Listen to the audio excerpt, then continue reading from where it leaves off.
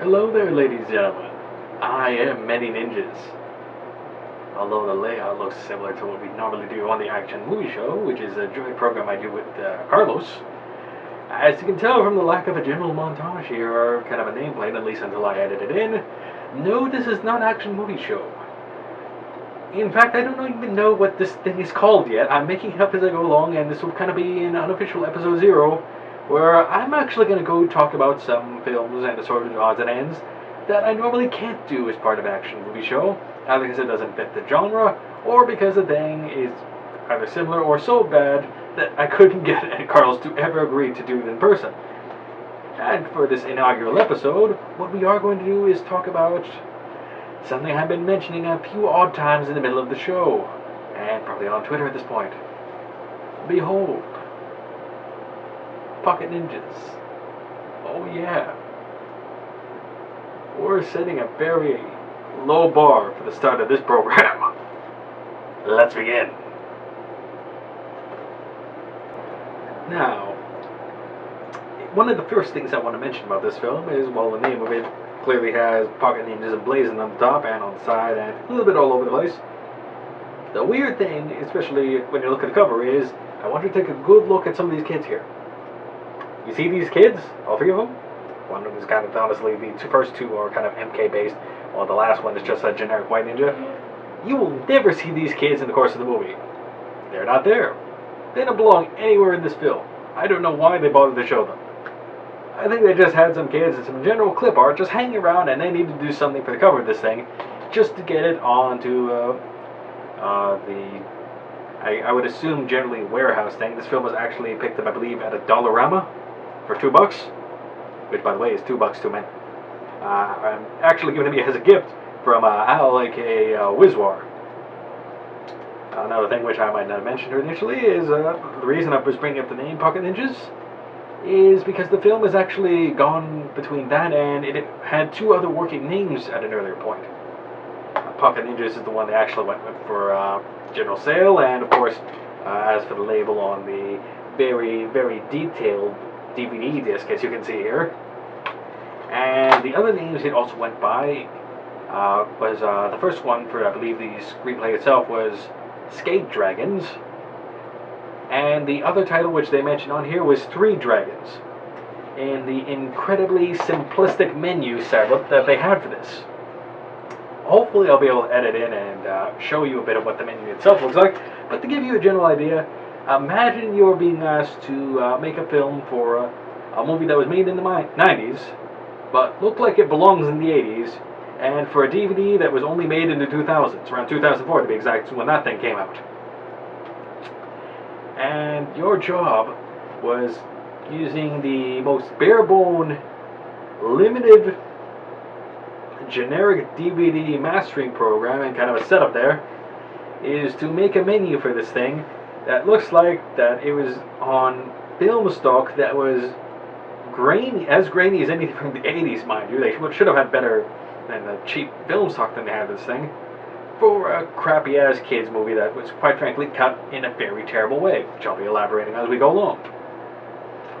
So, suffice it to say at least, it's not a pretty package from the get-go once you actually load the damn thing. You're looking as generic as possible, and I had to wonder, is like, when I opened it initially, it's like, is this the correct thing? Was this someone's whole movie gone horribly wrong? Was this a bootleg product? But no, this is actually the real thing, and kind of how it's supposed to look like to my understanding.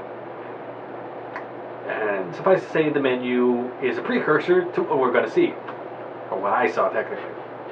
You see, the basic story behind this film is that the movie is starring, hypothetically at least, a set of three ninjas, or three children that are enrolled in a martial arts school, that their master happens to be, goes by the generic name of Master Jack. They never give him a proper last name, but Master Jack happens to come from a lineage of classically trained ninjas, and is referred to as the White Dragon. And his quest was to go and defeat the evil forces of Cobra Khan and his gang, the Stingers, which are also descendants of sort from the same clan which he originally came from, which were using their talents for evil, and basically for the highest bidder, where he aspired to use it for the forces of good, and they had a falling out. And in order to help him with this whole thing, he recruits his 3 main students, which are all black belts there. Although, kind of based on some conflicting information, they kind of question how far along they've really been training for, how long. But he recruits these same kids in order to become the next 3 dragons in order to help him with his quest. This is something you don't actually learn in greater detail until, I'd say, around mid-film.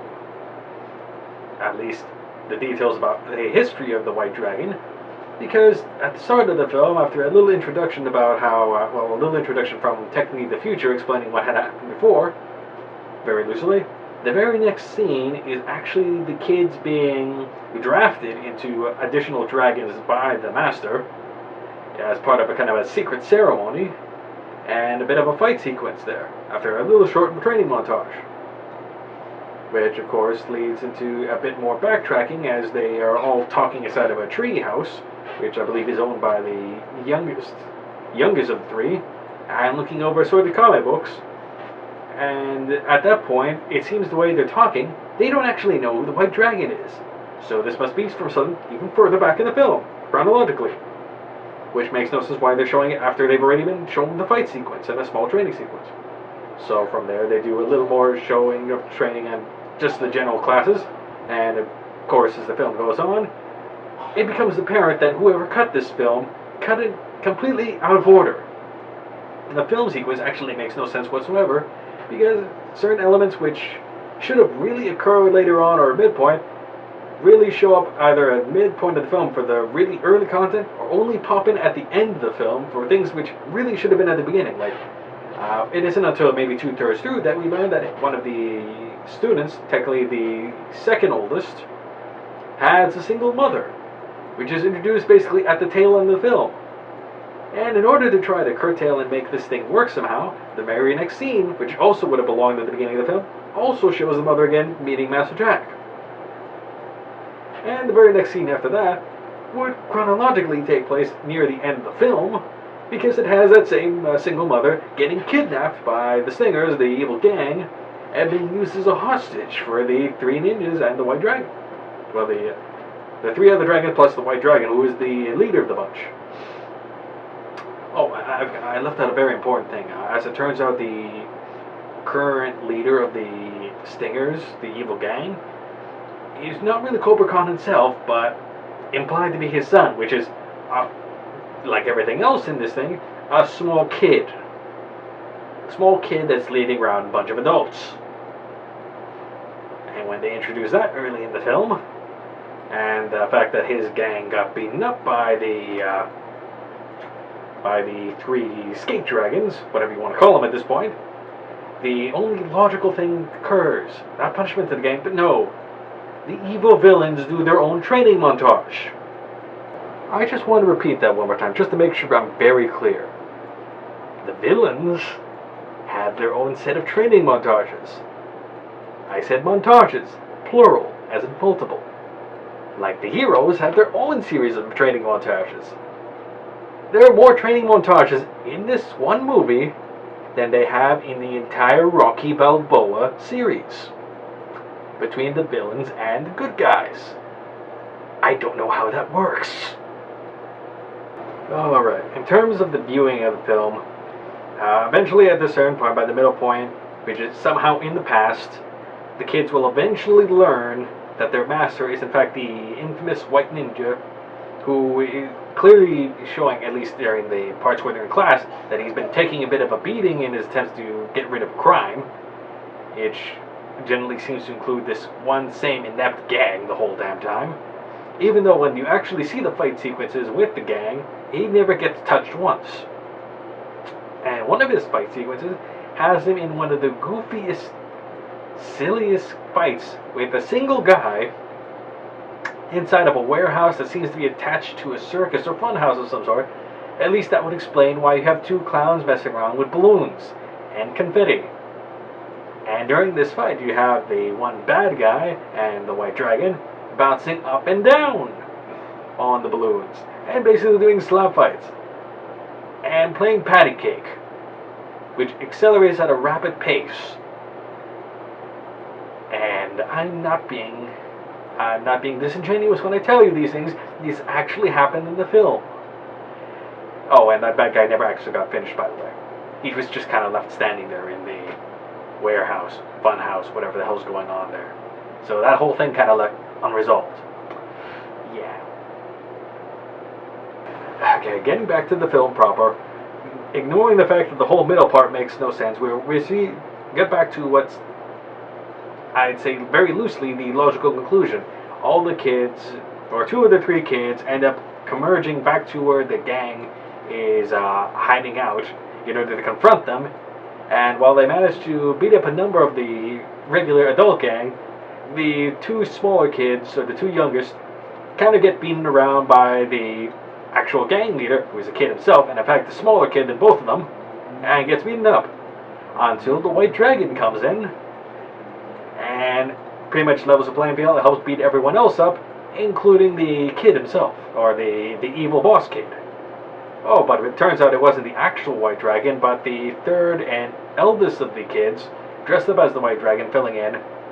And when questioned how she managed to take care of things so quickly, she explained that while the other 2 were goofing off reading comic books, she was busy actually training the whole damn time.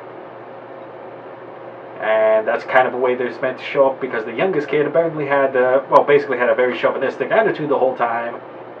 Basically every other time when there was the gender, the whole thing got brought up for the whole gender thing, is like, maybe let real men do the job, because of obviously the kids, which are just boys, children, are real men compared to the eldest and most physically capable one there, honestly. So yeah, of course, yeah, why not? So, okay, the gang gets beaten up. A single cop car too manages to go and arrest the rest of the gang, but hey, what about the gang leader? As it turns out, no, they have to chase down the gang leader, and they chase the kid, well, the kids chase the other kid into a room with a virtual reality machine, where they challenge each other, I need to talk right now because how stupid this film is, challenge each other to a virtual reality fighting game, with a bunch of silly-ass avatars in there, including the infamous return of the generic bad guy from the warehouse funhouse scene. But he's dressed differently this time around. And the stuff that's going on there is ridiculous slapstick fun, and that's supposed to pass for fighting. Eventually, the kids, or the skate dragons, do win overall, and win in the virtual thing, and that's how they actually end that scene and go into a general closing scene, which kind of does the same ham-fisted environmentalist stick that they did the whole damn time prior, but doesn't actually resolve what happens to Cobra Khan's kid, or what happens to the rest of the gang, or where Master Jack and the middle kid's mother are at this point. They don't answer a damn thing. And of course, after this, they roll the credits showing the various roles, including, oh shit, there was actually a Cobra Khan in the film, which you never really saw, and never really saw any real usage of. And they still don't explain what the hell happened to the original gang leader.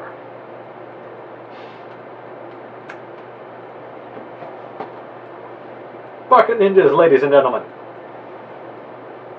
Yeah. Alright, I believe that's enough of this rubbish for this particular episode.